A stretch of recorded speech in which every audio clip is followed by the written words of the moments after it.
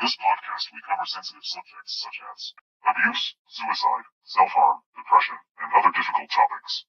We are not medical professionals. We suffer from our own mental health issues. Our opinions should not be taken as medical advice. Dred the Stigma is for educational purposes and awareness for mental health only.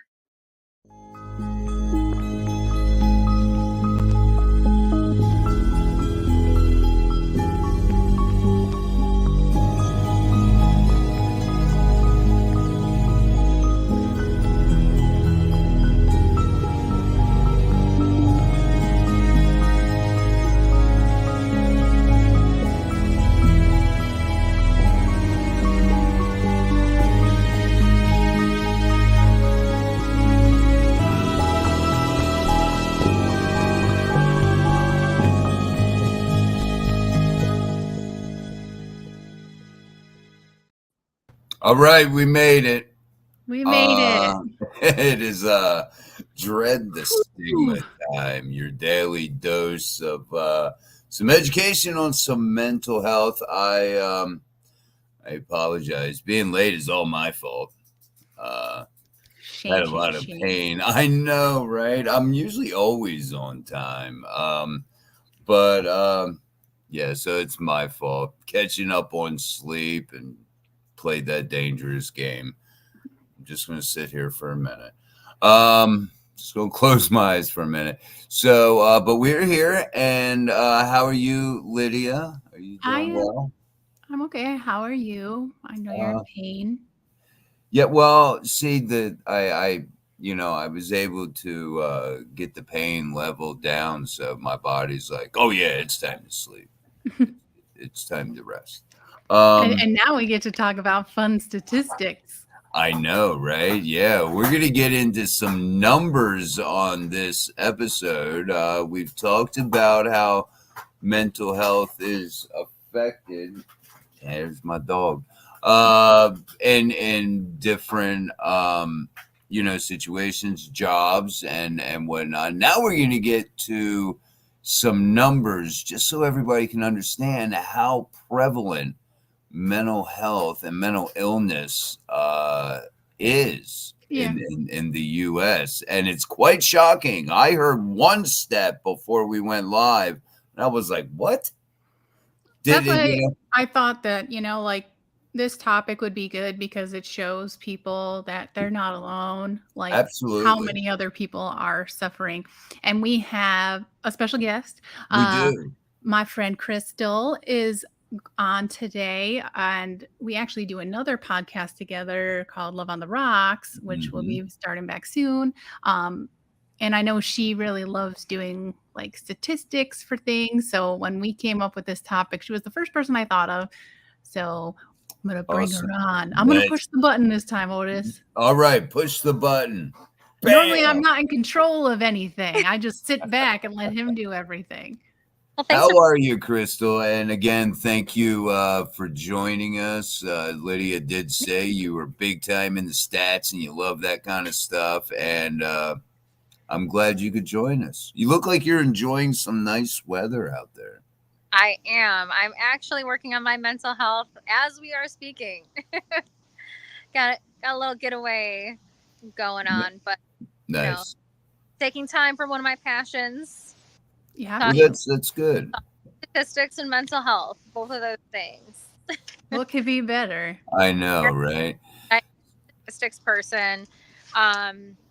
At heart, I'm an artist. I believe like you can look at something and you just know. But there are people out there who are numbers people. So I also like putting things in numbers just to keep those conversations rolling. So hopefully I got some good ones for you today.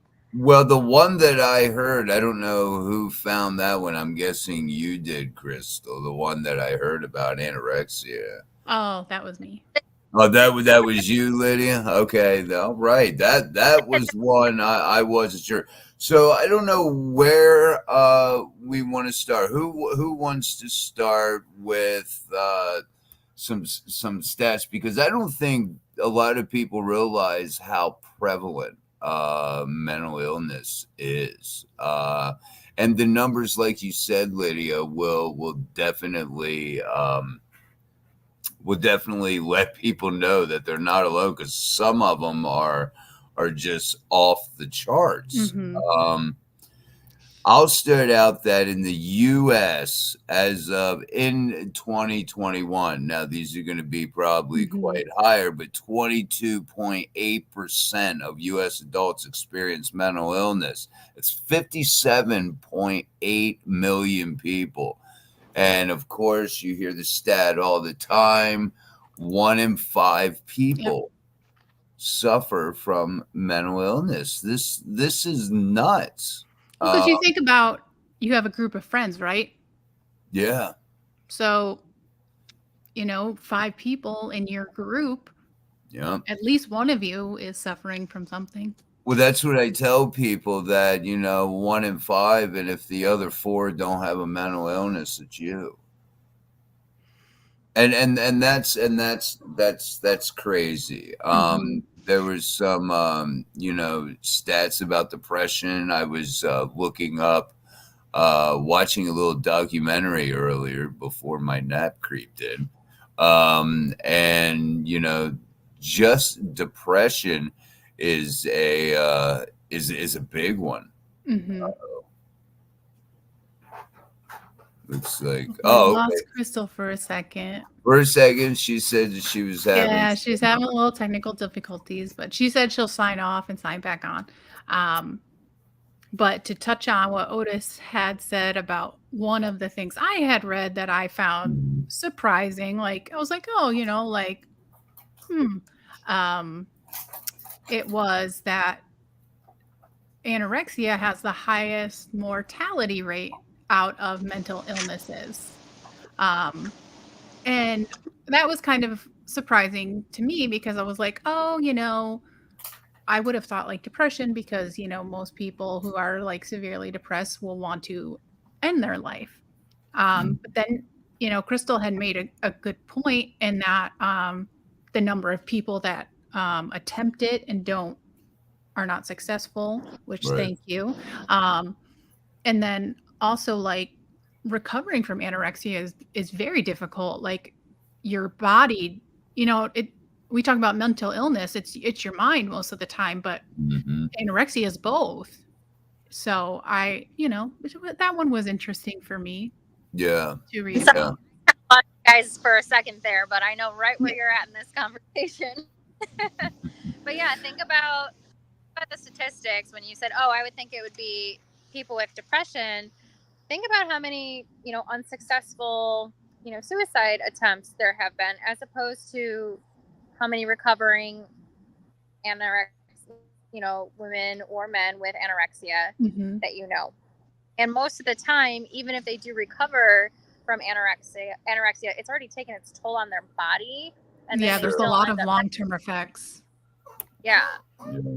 So I know I had read once that like people who have recovered from anorexia, like they will have they won't be able to have, they have reproductive issues, they won't be able to have children after that.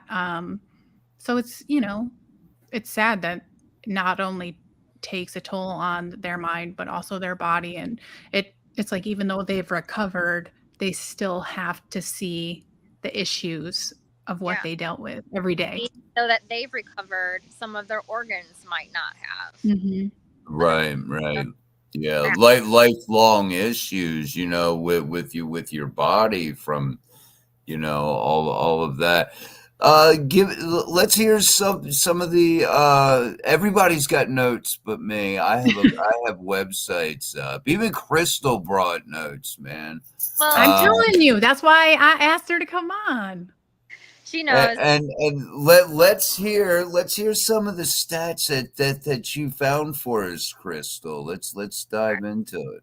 So before we jump into numbers, which I think you might have already touched on some of those, I do want to say where you get your numbers from matters. So just because it's on the internet doesn't mean that it's true.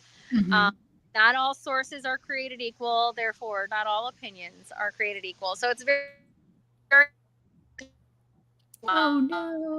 also, oh no, did I freak again? You did, but I don't think it. I think you're back now. I think you're good. Okay. Okay. So it's super important. Not all websites are created equal. Not all opinions are the same or hold the same weight, I should say. And you'd be surprised at how many reputable publications will put to print or put inaccurate information out there. So you have to know like where they're getting it from. Like I found this one article from the New York Times. The New York Times that had reprinted statistics that were found by a survey by a company that was trying to sell a certain item. So, you know, their statistics, obviously. It they're wasn't not a going to real be skewed in any scientific. ways. Right. Yeah. It wasn't a real And then scientific also, process. a lot of these statistics too are just the people that are reporting their issues. Yeah. You know, it doesn't even take into account the people that are just struggling silently, that aren't going out for help, you know. Which is a And hopefully that, you know, hopefully people will see that they're not alone, and there are a lot of people that's suffering, so maybe it'll help them get help. Yeah. So there's a large number of people that don't seek help for mental illness, that suffer silently. So the numbers that we have aren't even accurate. Not only that, but it brings up the conversation where you hear all the time people are like, oh, everybody's getting diagnosed with something. Well, that's because we're learning more about it. Like, for example, when I was in school, I would not be able to be diagnosed with ADHD. It was just called ADD at the time because they thought girls don't get it, which we know is very much not true. And not only that, but women largely have not been studied at all in a lot of things concerning mental health, the medical field. Like a lot of medical studies are done on men or male test subjects or male animals and don't take into consideration women and their cyclical hormones or how that affects the physiological or medication aspect. Yeah. I mean, they didn't even use female test dummies for crash dummies until like a few years ago. So like we're just starting to really delve into true numbers. We're super duper accurate. Like you can't only say, oh well, there's only 43.8 million people who are affected with mental illness in the U.S. Not 43.9. It's 43.8. No, it's probably even higher. But so where you get your information and how they got it matters. And I think you already touched on the 1 in 5 U.S. adults will suffer from mental illness in a given year. Now, that's just what's reported, like Lydia had mentioned. But did you know that serious mental the beginning of the costs the United States $102 billion a year? Wow. Oh, no, I froze again, didn't I? It was cutting in and out a little bit.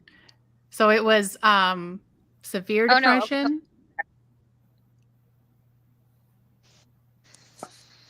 Oh no. Uh-oh. I think I'm frozen. I can hear you guys. But you're okay. Oh. Well, we can hear you. Yeah. Okay. Well, hopefully I'm not frozen on some like weird something. You're just like a little weird face blotchy, right? A little blotchy, it's fine. Yeah. But so serious mental illness will cost the United States about $193.2 billion. That's billion with a B, dollars a year in lost wages. So that I think I was like, all right, so that's like people having to take off of work and things like that. That's interesting. I'm actually I'm in the union, and they have what's called a FMLA. Yep. And I'm in the process of getting that together, and one of them being mental health issues. I can get documentation. I see a doctor, And so, yeah, that makes sense. That's one aspect of your life that mental health really affects your ability to make money. And it seems like a vicious circle. If you have to take off work, take a mental health day, you're losing wages that could put you behind. I mean, that's a whole gamut of things. But I did read some stats about that affecting the job place and your workplace. And not only that, but like the amount of money that like therapy costs, medications, going to the psych ward, those things are very expensive. Absolutely. And even if it doesn't come out of your pocket, I mean, it costs the insurance companies, a lot of money. There's a lot of money spent to. Are you bringing her back in? I'll bring her back in. Bring her back in. She's loading. She's loading.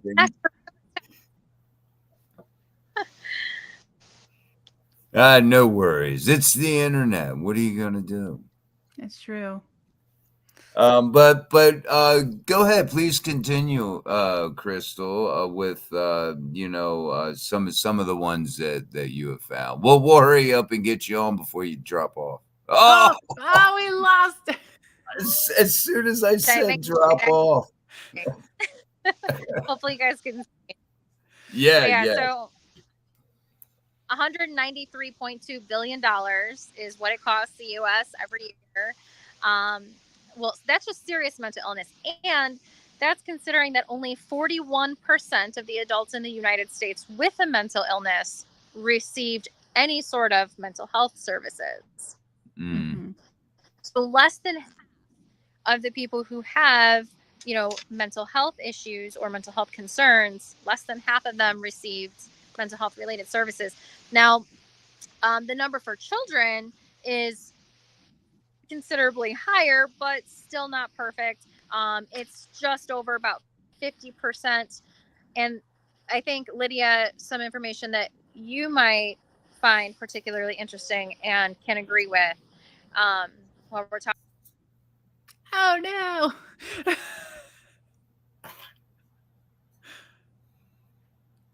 I did read to touch on the subject of children while Crystal is loading.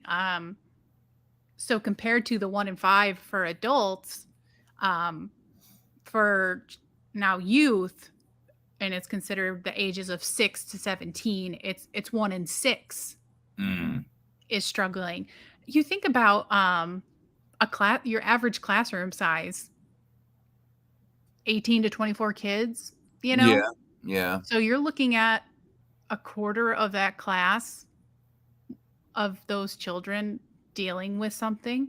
That is absolutely that's sad. That's really sad. Mm-hmm. And then they, don't even, get the help. I mean, they say 50%. I had read that it was 1 in 6 youths. Okay.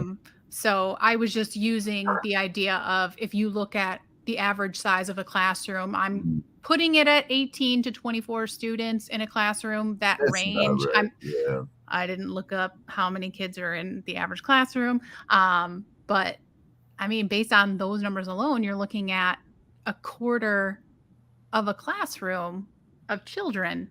Yeah. Yeah, it's absolutely nuts. Mm-hmm. We will be waiting for Crystal to join us.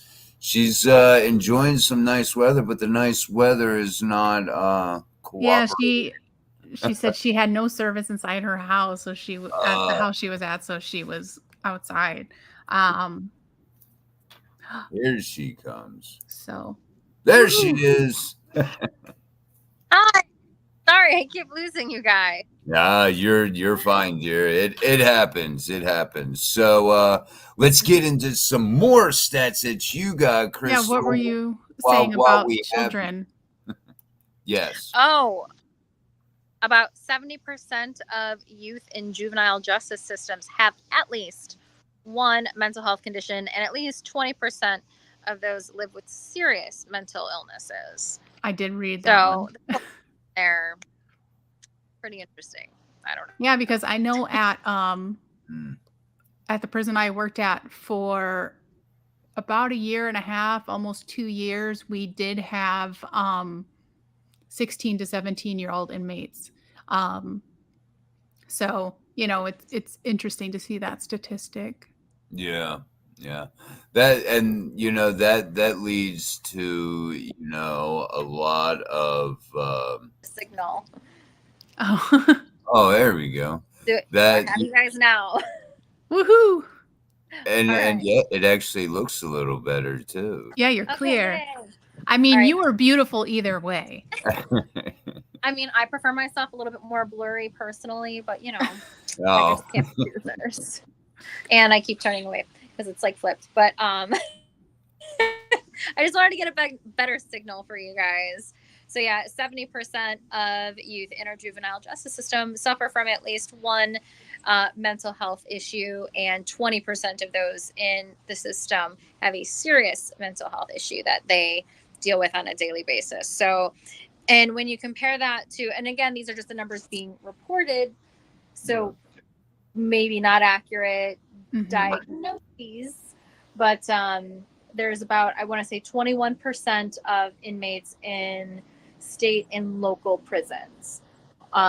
That's the numbers there. Those are the statistics there that I can remember off the top of my head. So a significant difference, but not always being reported, not always being diagnosed, not necessarily even being asked.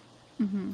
yeah. So these numbers can be, much higher. Oh, I'm Because sure they are. Yeah, because I've noticed looking at sets, going as you mentioned, Crystal, it is very important, where you get your statistics from.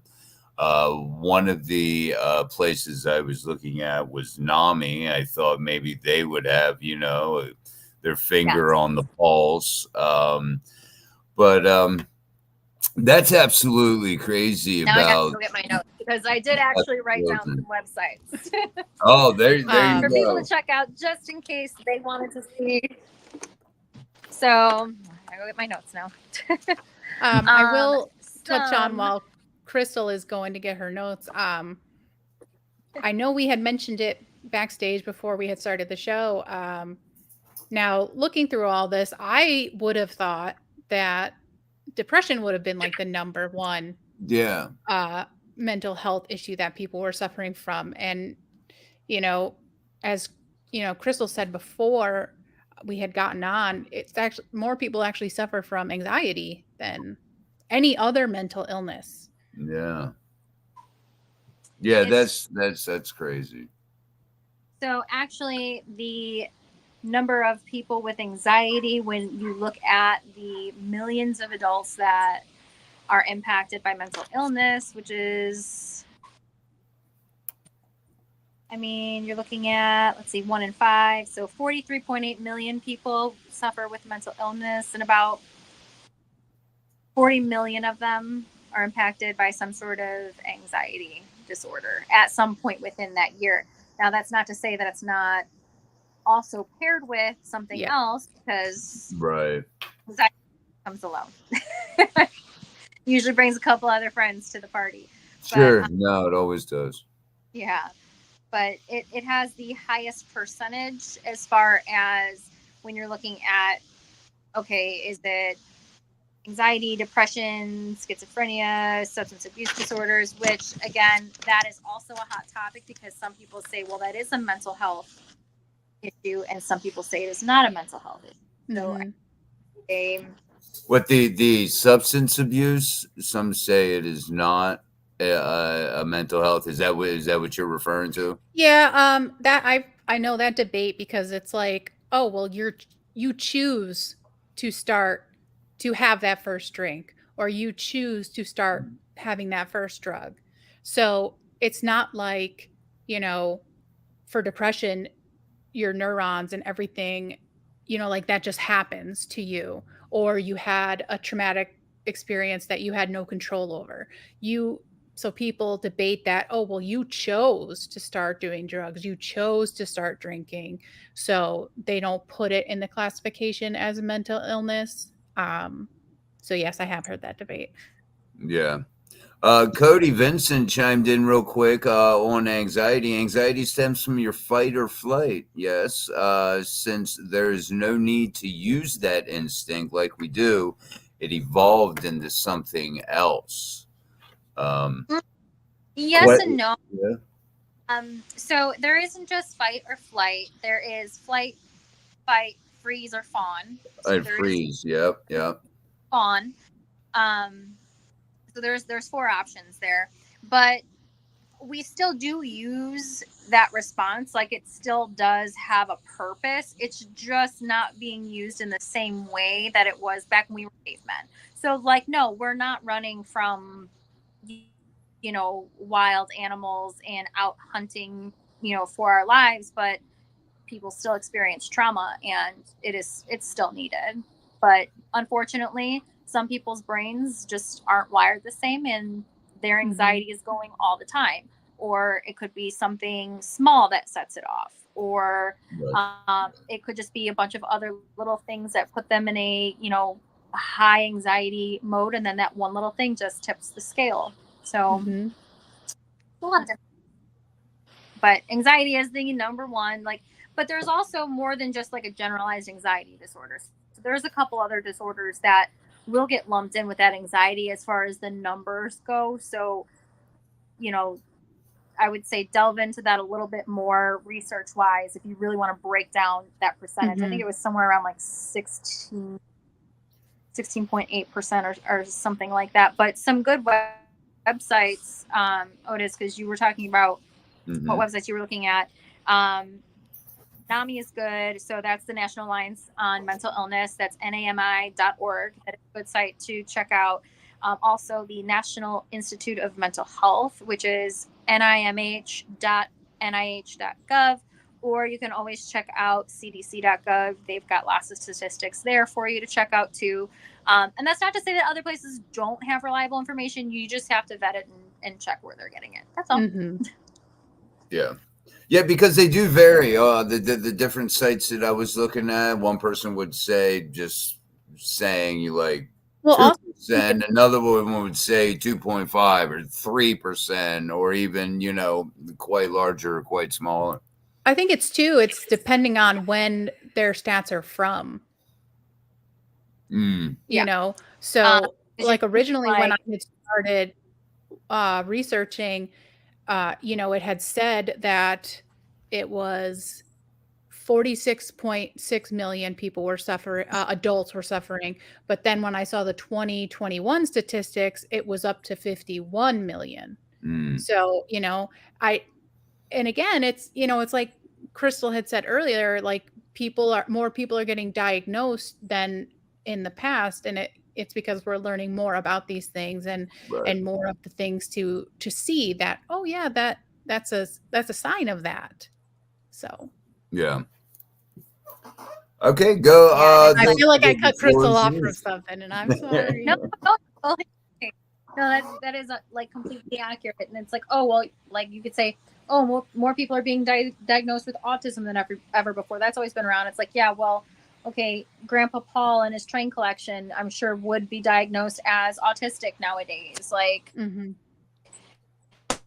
it just wasn't a thing that people were looking for back then. Or, we're learning more and we're evolving as a society. The conversations around mental health are happening more often. There's more sources out there. So you're going to see these numbers keep climbing. And that's not to say that, things are getting worse. It's just that people are coming forward and being honest. Yeah, that's a good point. I never thought about that. I always thought we lost her. She's playing peekaboo. I know. I feel bad. I appreciate that she's going through all this for us. We're playing peekaboo here. I keep freezing on you. That's okay. Okay, I think that's a little bit better. We'll deal with it. No worries. Yeah. But so we said that anxiety was the number one mental health disorder. I was surprised to see that schizophrenia is actually the lowest. And what I had read, it was actually less than 1% of all mental illnesses reported are schizophrenia, which was kind of interesting to me because, like, when we think back to the episode we did of mental health in uh, pop culture and media, I would say schizophrenia is like heavily in media. Yeah, in movies, it's Yeah. portrayed in a lot of movies. Yeah. Obviously, media reflects real life. So I hope people are picking up on the sarcasm I was throwing down there. Yeah. But I mean, it is kind of interesting that it only makes up less than 1% of the total of mental health illnesses that are reported. That are reported. You got to keep that in mind while we go through these stats, people that are reported. So while we have you here locked and loaded, Yeah. Crystal, keep going for us. What else did you come up with? So, actually, the U.S. breakdown now, as far as schizophrenia is concerned, it's actually hitting the 1% mark. But on that topic, you want to talk about why it's portrayed so much, yet it just has um, a smaller number than everything else. It's because it's flashy and it's Yep. something that can be sold and packaged, and that's Mhm. not even a representation. So Hollywood has done a huge injustice to those who suffer from mental illness, because it's also been presented to us in such a way that we think, well, I don't have that because I don't act like that, when in Yep. reality that's not at all like an accurate representation of somebody who would actually suffer from that. So, it's kind of like, I'm trying to think of like the most jarring. Usually on like the Law and Orders, like the crime shows, I found that those are the shows that typically showed schizophrenia the most. Mm-hmm. Yeah, I've seen that, and borderline personality disorder (BPD) that has been represented in shows like that, crime TV shows. Um, and I see it a lot. I watch a lot of true crime, and they'll say, well, this person was diagnosed with borderline personality disorder. So people, hear that and they think, oh, I can't have borderline personality disorder, or that person has BPD. They're going to go out and shoot up their family. No, that's not quite how it works, because I've been diagnosed with it since, I was like 26. So that is very, very good point. Misrepresentation. Thank you, Hollywood. It's all Hollywood's fault. One, actually, I'm about to show my true nerdiness right now. One representation via Hollywood that I was actually pretty proud of, and I don't know if they did it on purpose or if it was the actress's portrayal. And I don't know if they're just trying to present her as not being neurotypical, but do you guys watch House of the Dragon? No. No. I keep like telling myself I need to get into that series because it seems like, I love Harry Potter. So we're like we're in the fantasy world. But so what character? Her name is Helena. Now they haven't made it clear. So sometimes the series will divert from the books or like the lore that's already been written about the characters. But like, as I watch her throughout the series, the actress, she does an amazing job. I wish I knew her name off the top of my head, but I don't, and I apologize. However, she's presenting this character as not being neurotypical, and in the most recent episode, the way that they portrayed her becoming overwhelmed and having these sensory issues, and the way they showed it on camera, I was like, good job. Like, that feels like a more accurate portrayal of somebody who might be on the spectrum, experiencing that what we refer to as like an overwhelm, you know. And I had a pretty proud moment. I was like, all right, I'm like, my fandom's doing good. Yeah, Not to sometimes say that everything else they is, get it right. Sometimes they get it right, and they do portray an accurate portrayal of a certain illness. I think probably more times not than they do, but there is a handful out there. So it's good to know that at least if you're watching House of Dragons or whatever it is, I don't get into it, so I don't know. Yeah, that's awesome. but it's so good. Uh, But yeah, she had a sense of overload, and then rather than showing like a hyperventilating, rocking back and forth, anxious episode, they showed her just shutting down and Mhm. doing the freeze, and just through, which I thought was also super important that they did a really good job with. So kudos to them. But yeah, so Hollywood kind of sucks as far as how they portray things. Representation. But another piece of info I got for you, a couple more numbers, is that 75% of mental illnesses will begin by the age of 24. So Yep. odds are you can be diagnosed by the time you are 24. And about 50% of lifetime mental illnesses will begin by 14. So some super serious ones will begin by 14, or, you know, if you are, you know, seeking treatment, seeking assistance. I haven't seen, okay, Isaac, I have not seen Don't Hate Me, No Country for Old Men. I know it's supposed to be fantastic. Yeah, I have to see that. Most accurate. That's interesting. It's on my. Yeah, that's interesting. But you were saying, Crystal? But yeah, so 75% of people can be diagnosed by age 24. And when you consider that the brain isn't fully formed until 25, that kind of makes sense. Yeah. And there's a lot of research out now that says people who are not neurotypical, their brains actually take even longer. So they'll take up to like age 30. That's just some new research. I haven't gotten too much into it, but it has come up, and I'm like, oh, that kind of makes sense when you think about it. So still got to get into that, but got to check those sources. And Yeah. Yeah, you know, the childhood trauma. Let's see, Elias. Read the book. Cormac McCarthy is a good representation. He's saying. Okay. But you know, an interesting thing that I read was that people that suffer from depression have a 40% higher risk of developing cardiovascular and metabolic diseases than the general population. Yes. So a lot of people go to the your thoughts have power. The words have power, and it's very true. Like if you tell your body like you're shutting down, it's gonna shut down. But it is also important, I think, and like again, I'm not a doctor. I just do research for the everyday person.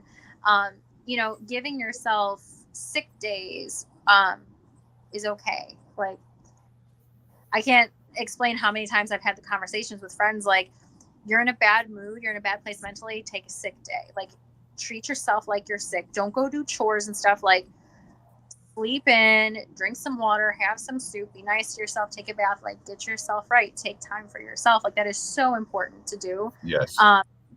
It's an illness like any other illness. Like treat it like it's strep throat. Mm-hmm. That is probably that is a great point, because with this stigma, it is, oh, I can't see it, so it's not, it doesn't really affect you, just get over it type deal. Which is surprising because depression is the leading cause of disability worldwide. So Yeah, you I think read about, oh, it's an invisible illness, but yet it's the number one thing that is, I can't say it, but is causing people to be disabled and not function in their regular lives. Yeah, Yeah. And you know, as you mentioned, Crystal, the effects that it has on your body, and I think you brought it up slightly, Lydia, the effects, um, with more, heart disease and more, all of these things, it does play a toll in your body. So that's great advice. Treat yourself, if you're going to take a mental health day, treat yourself like you have the flu. Like you said, lay in bed, do whatever needs to be done, because self-care is very, very important when it comes to this. You'd be surprised by, getting There up and isn't manicures and face masks. Like right. that's the other misconception is like sometimes self-care looks like taking a bed rot day or just taking a day to clean up and get organized or to play catch up on all the things that are weighing down on you that week, whatever the case may be. Self-care isn't always you know manicures and face masks, so it would be nice. Sometimes it's just getting up. Like, I know I suffer from depression, and so I've read up on it. And, sometimes you just, for days on end, you can't get out of bed. So you're not showering, you're not doing these things. And one of the biggest things it has said is just go take a shower. If you are in that state, Yeah. go take a shower and change your pajamas. Even if you're going into another pair of pajamas, it's going to help you. Yeah. You will feel better. It is crazy. Just going and taking, a shower, and you come out and you're like, oh, I'm clean. I feel like I've done something. Right? Yeah, unbelievable. I would have thought, as we mentioned, anorexia having the highest mortality rate. I think I because can it just causes so many parts of your body to shut down. just shut down. Yeah, I never thought of that, but when it comes to, all right, let's say BPD has one of the highest suicide rates, and a lot of it is stems from what they call accidental suicide, where you were cutting or you were doing something destructive, and it does in fact take your life, even though you may have not meant to. You were just getting it out. I think that's where like the substance abuse comes in too. Yes, which it did for me. What else? What else do you have interesting for us, Crystal? So another statistic which I found quite a bit alarming, because I was looking at, okay, so less than half of the people who suffer from mental illness are actually receiving mental health related services. If you break it down by exactly who is receiving mental health services, you'll see women will receive it more than men, because they're more than likely to talk about it more so than men will. But also, if you break it down by race, African American and Hispanic Americans will seek help half the amount of times that a Caucasian person will. And then if you look at Asian Americans, it's about a third of the amount. So some people will Which, if you look at Asian culture, but I mean, like, if you look at Asian culture, like they're very strict on everything. So I feel like them going for help would be very difficult just based on their culture. Yeah. So there is the conversation of is it cultural, or is it that these services aren't available in, specific neighborhoods, or is it that those people are affected more? So there's a lot of conversations to be had around that point about the amount of people broken, when you break it down by race, that are even seeking assistance. Is it that they don't have the places to go, that they're more adversely affected, which the numbers will show that they tend to be, but again, it's who's speaking up. And really, guys, until recently, it's been a very taboo thing for people to talk about. Yeah. And like, it's still very touchy, and I really, like, I wish it wasn't, because there are so many good conversations to be had. And I feel like, when you're able to just be honest and open about things, you're able to be happier, and to get through them a little bit easier when people know that you're suffering, from something or dealing with something. People will operate off of empathy a lot easier than most would imagine, because a lot of people operate without it otherwise. Mm-hmm. But yeah, so as these conversations happen more, I think that, let's see. Tammy, I'm so sorry that you had that happen. I hope you're in a better spot now. Mm. Oh, Tammy, I'm very sorry to hear that. Yeah, I have not heard that. I've heard about that song. Yeah, I have Now I too. have to go listen to it. It is a good song. That's Let's see this interesting. second.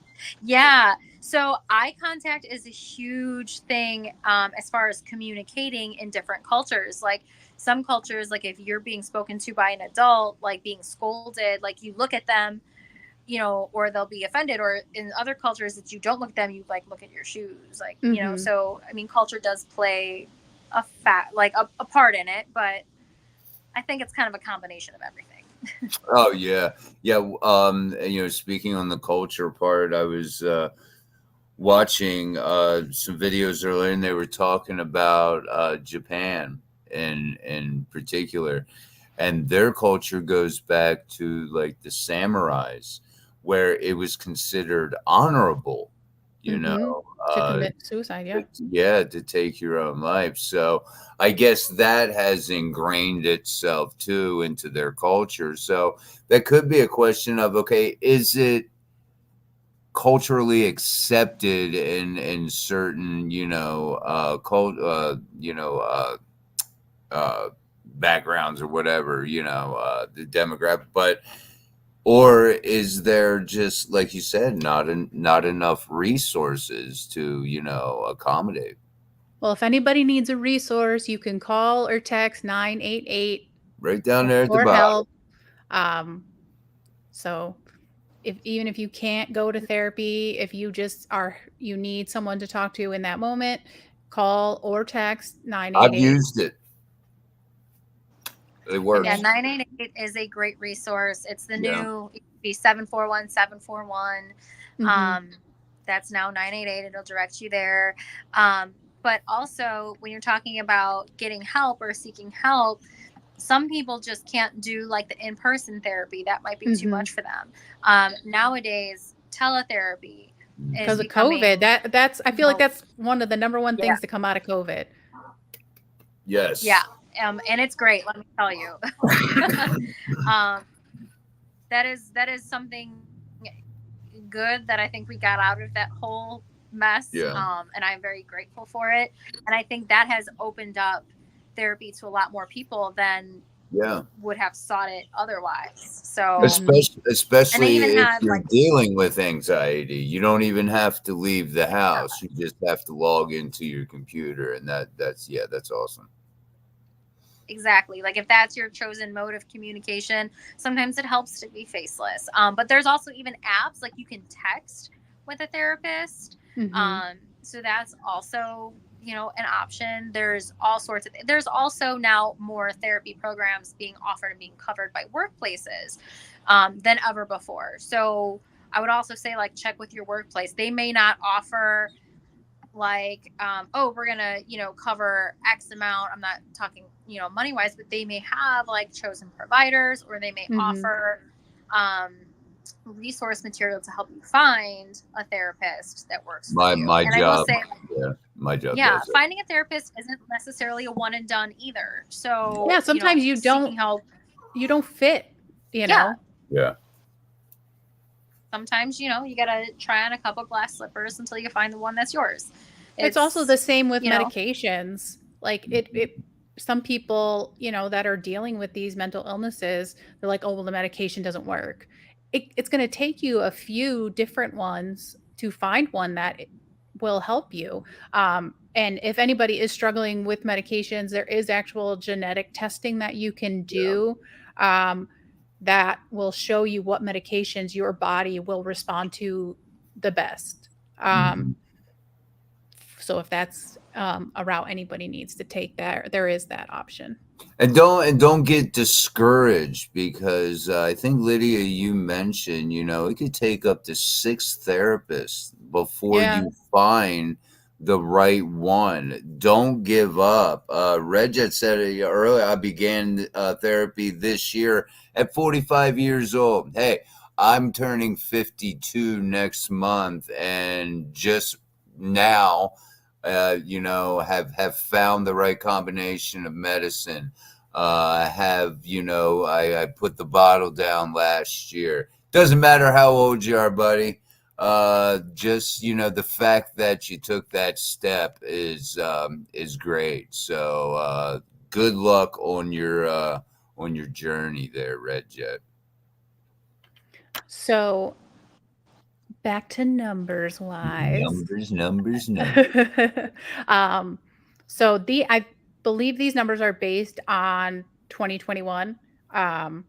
So it says that suicide is the 12th leading cause of death overall in the United States.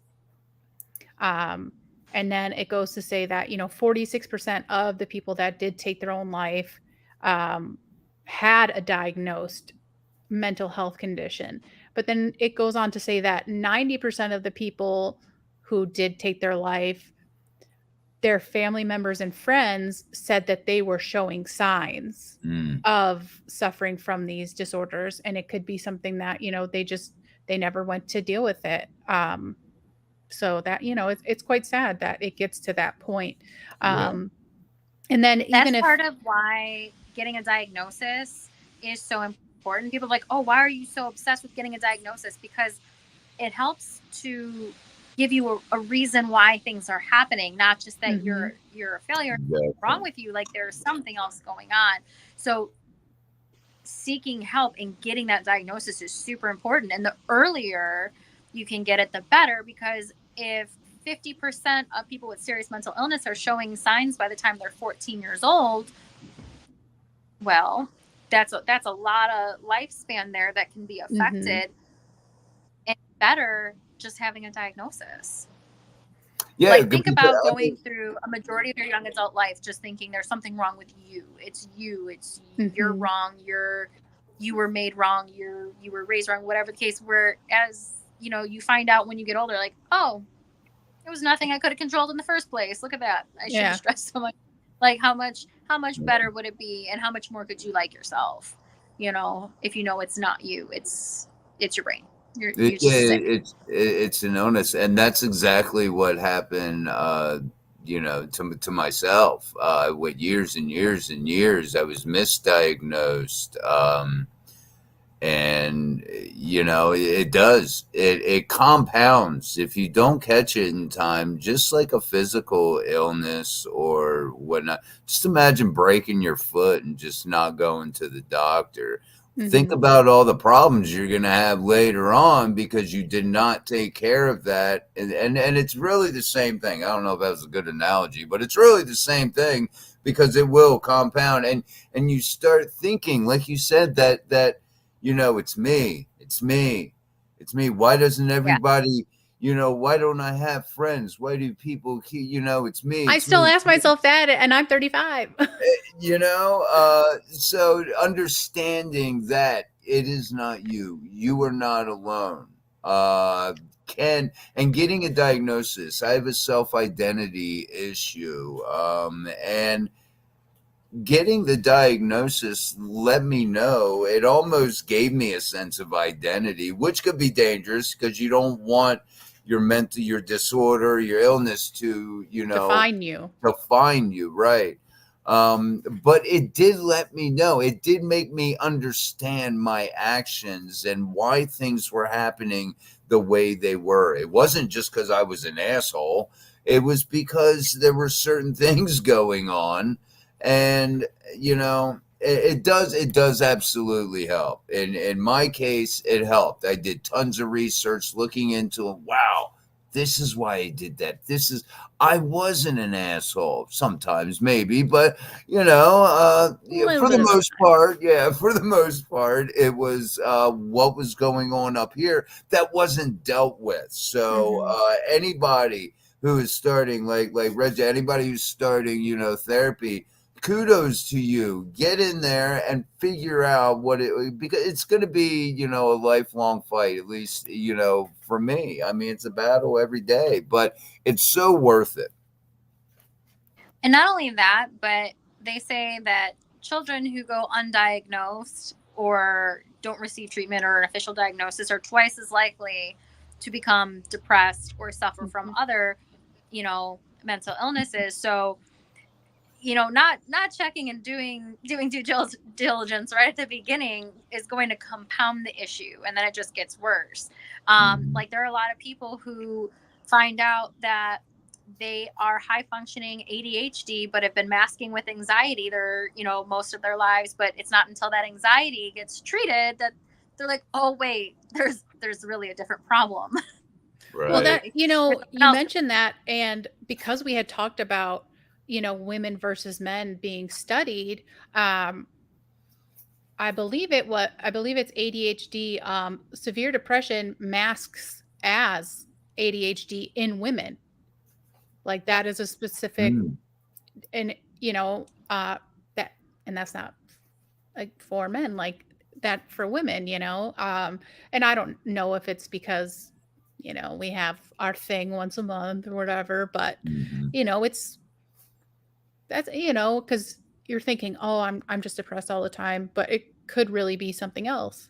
And we lost Crystal for a little bit. So hopefully she's able to pop back on, but I don't have specific numbers for this, but for those people that have taken their lives or attempted to take their lives, women are a higher percentage of people that attempt, while men are a higher percentage of those that are actually successful. Yeah. And this is because men tend to choose ways that are almost guaranteed to get the job done. Like men are more likely to, use a weapon compared to a woman, while women tend to go towards the route of, overdosing on pills or things like that.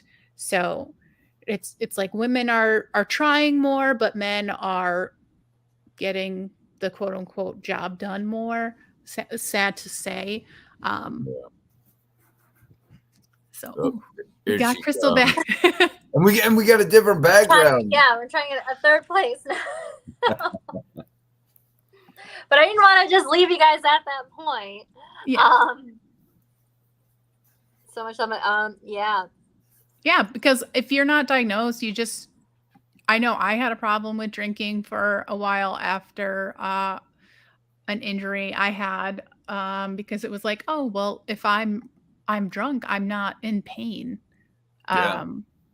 But I have come to realize that is you're only not in pain for a little bit when the next day it's still there. Yeah.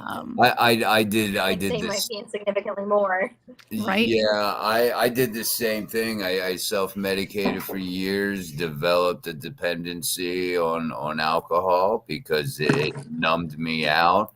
I wasn't thinking about it at the time. Of course, that did not work out very well. You pour alcohol on top of a mental health issue, and it's gasoline on the fire.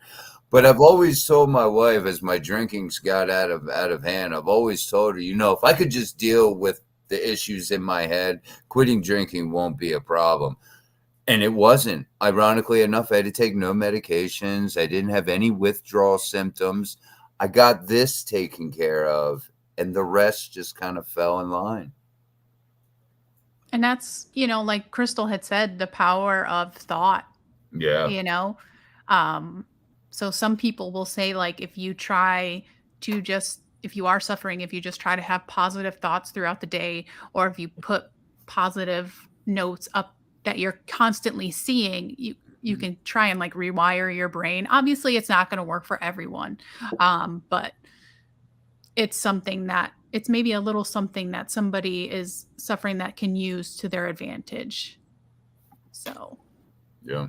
Mind over matter. That's right. If you don't mind, it don't matter. Have you guys heard the like Snoop Dogg Words of Affirmation song? No, I don't think so. Okay, so it was originally meant for kids, but I'm like, I can jam out to this every morning. So we're talking about how like your words have power. Google it. It is the cutest thing. Can I just say that like Snoop Dogg's arc in this life is probably the most insane I've ever, and I had this conversation literally last week with someone, because I'm just like, the Snoop Dogg we were introduced to, yeah, compared to the Snoop Dogg we have now. Yeah. I mean, love both versions of the guy, but just the character arc, I love it. It's insane. And then if somebody calls him out on it, like someone, I don't even know who it was. It was a guy. It was in the rap scene, I guess. Was like, oh yeah, like he's not a real gangster anymore. And then Snoop Dogg, his response was perfect. He's like, yeah, that's the point. That's why we do all this. So I'm not out on the streets anymore. I'm a millionaire. I don't have to mess with that stuff. Like, he's got a cookbook. He's hanging out with Martha Stewart. Like, I mean, he's a grandfather, ain't he? Yeah. He's a grandfather. He's a grandpa. Like, Snoop Dogg's a grandpa? Right. I mean, people get older. They stop doing all of the dumb shit that they did. They get, they get better. And that's the point, man. To, progress. Get better. Yeah, as long as you're making progress, it doesn't matter how little that progress is, you're making progress. Yeah. I feel you there, Reg. That's enough to put your age into perspective. Snoop Dogg. Grandpa. I mean, well, and when you think about it, like, so he came around in late 80s, early 90s. So, I mean, the amount that he's done in 30 some, like, kudos to you, Snoop Dogg. And he's never served time. Yeah. Knock on wood. Martha Stewart has. Yeah, right, Martha Stewart, a baddie. Right. But I mean, first of all, Martha Stewart, Martha Stewart's a baddie. But like, how salty would you be as Martha Stewart that you did time for something that like our Congress just does out in the open every day now? Right. Yeah. Or, oh man, if I were her, but she handled it. Books. She did. And it didn't affect her. She's still, so good job for her. She came out in better standing, right? Like, because everybody's like, she's credible now for sure. Right? Yeah. She knows what bad sheets are. She's experienced them and she has made them better, so we can listen to her. Martha got street cred now. That's it. Martha's more gangster than Snoop Dogg, but okay, all right. It happens. It's the people you least expect. I know, right? Always quiet ones. But as we approach the end of this episode, I want to go back to that first statistic that Otis had said, that 1 in 5 adults is suffering. So for me, that I want to just tell everybody, one of your friends is suffering. Check on them. Yes. They may not want to talk about it, but the fact that you are reaching out a hand or just an ear to listen, check on your friends. It will mean more than you know, and it might help take them out of a dark place that they're in because they are seeing that someone cares. So with 1 in 5 of us suffering, it helps to check on your friends. I actually had have a friend at work, a new friend, just met him within the past year, and he seemed to be a little down. I initiated conversation. How you doing, man? And I could just tell, it gives them, one of those kind of looks. And then he began to pour his heart out. We're standing right in the middle of the warehouse, and I'm just listening. Supervisors are walking by. It's like, yeah, I'll do that in a minute. Hold on. Mhm. And come to find out, he's going to therapy. He was like, man, I'm only like 22. And I was like, look, as we mentioned earlier, it's best to get this, Early. looked at early. I was like, you got a lot of time on this earth, man. He was like, man, I just shake and I just don't know what's going on. Talk to your therapist about it. It's great. I told him it's awesome. Men don't like to do this. We're supposed to be strong, and it's embarrassing for some reason, to go. And I pushed that point. So absolutely, Lydia, just doing a little check-in. How are you? I have people doing it for me. I do it, I just did it, I think, He today. did it for me yesterday, Yeah. or what was I it? mean, just checking in. How you feeling? How you doing? Because, well, I know that Lydia, suffers like, I do. But some of your friends you may not know. They may not, say anything. But it's just nice to check in. 1 in 5. That's a great point. One of your friends is It's one of them. one of them. And that number is probably more like 1 in 4. Yep. Yeah, I've heard that before. Actually, 1 in 4. Yeah. It's more like 1 in 4, because, and that's just like the 1 in 5 is based off of assuming everybody's reporting, which we know is not the case. And then how many people, because of their particular situations, will go undiagnosed or underdiagnosed. But yeah, it's probably more like 1 in 4. And something as simple as like a phone call, a text message, just, like a simple check-in, it does mean a ton. One thing that like I have discovered that I've turned into like a tool for like a daily check-in, is, of all things, Snapchat, because you get the little, you get your streak going. Yeah. So like it forces me to check in with people and be like, yeah, like today just kind of sucks. I don't have any pictures to send you. Like, yeah, like I cover the camera, so it's just a black picture, right? So it has proven helpful. And then I'm like, oh, Jen hasn't sent me anything in a minute, but she just keeps sending me like blank screens. I'm gonna give her a call and see how she's doing. It is something that has been effective, at least as far as like keeping in touch and checking in on a daily basis for me. I don't know for everybody else, but I like to keep my streaks, so they are important. You get lots of weird animal photos from me, but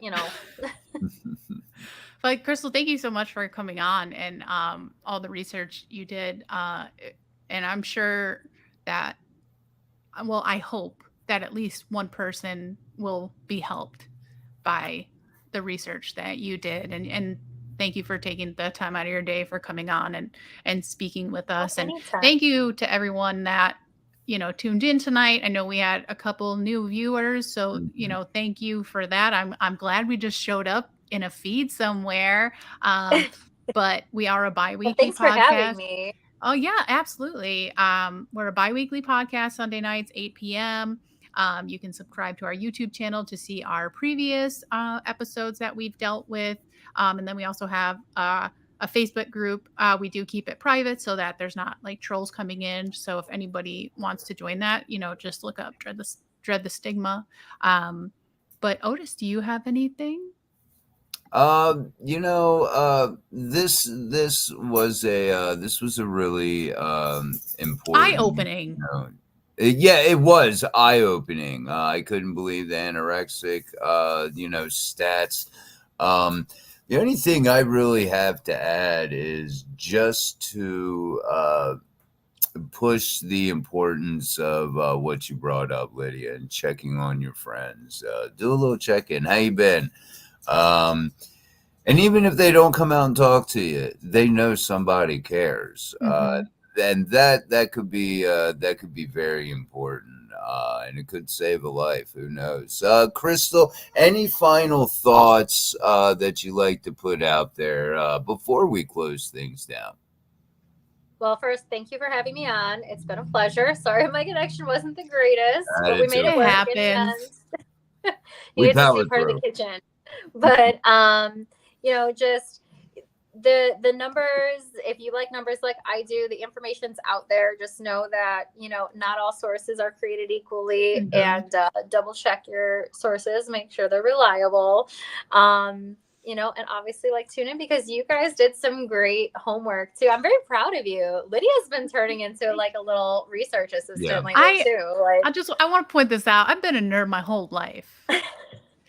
Right now it's finally coming in handy. Right? My online, I tell this to everybody because people are like, oh my God, I want to meet you. You're so awesome. And I'm like, I assure you, my online personality is so much better than I am in person. In person, I'm very quiet. I'm very awkward.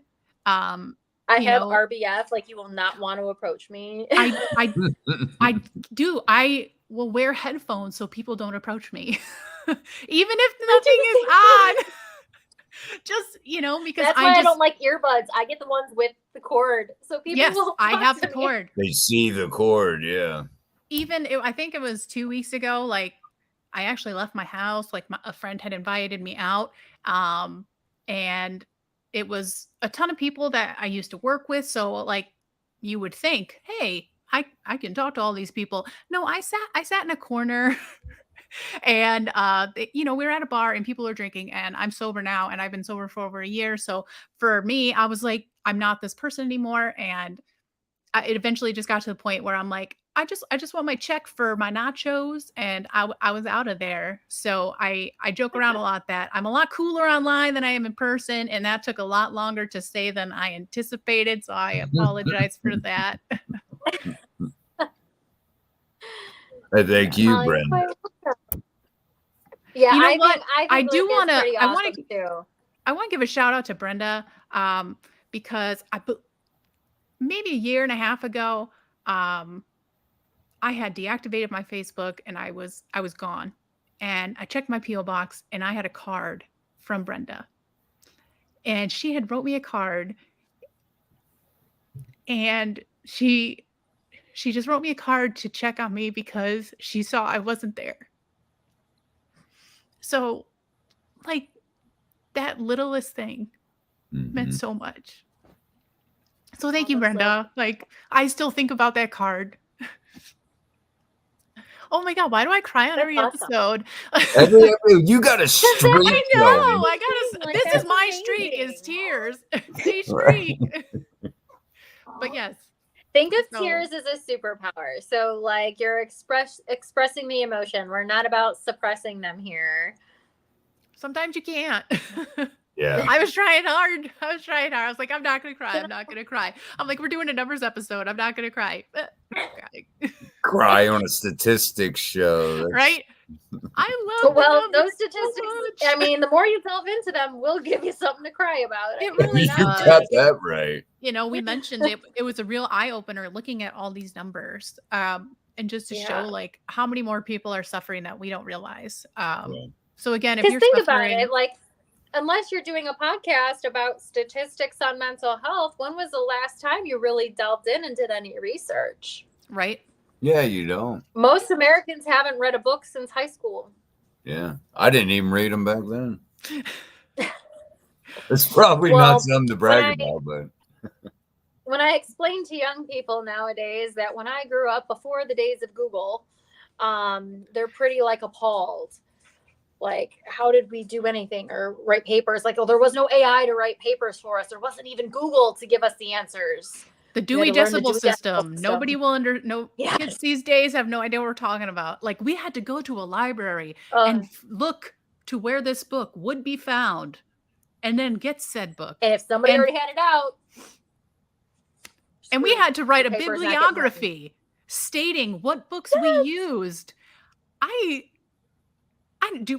don't even know if high schoolers or even, middle schoolers have to do bibliographies anymore, for their research. It would be, I think it would literally just be websites. Yeah, Yeah. that's all it would So- be. Whole lot of .coms. Right. Well, and I will say, so like we were talking about like that research bit. So like .orgs, .govs, and .edus are going to typically be a little bit more reliable than your .coms. Yep. Mm-hmm. But you know, That is there's true. some great research papers out there and whatnot. So you know, download some PDFs. But yeah, I know that my 6th grade English teacher is so proud of me right now for talking about how important research is and checking your sources. Like, if there's anything that you take away, yeah, MapQuest. That's like 5 pages of How did anybody deliver pizza? Well, I mean, remember, like, you weren't supposed to talk to strangers on the internet, let alone get in a car with one. Now you literally summon them. Uber. Yep. But My, how times change. right? But thank you again, Crystal, so much for coming on. Yes, And thank you for everyone that tuned in tonight. We had a lot of interaction, and we'd love to see that. yes. Like I think I say it pretty much every episode, you know, that even if what we talk about helps one person, then that is as good enough for me. And so on that note, everybody, we will see you again in 2 weeks. 2 weeks. I don't believe we have set a topic yet for 2 weeks from I now. think we may talk about getting mental health care. Okay. We had mentioned that, but we'll finalize it on. Yes. You guys will be the first to know. But it's going to be another great one like this one was. Again, thank you, Crystal. And as Lydia said, I hope some of this maybe resonates with you. You got something from the stats. If you're doing your own research, please take Crystal's advice. Watch where you get it from.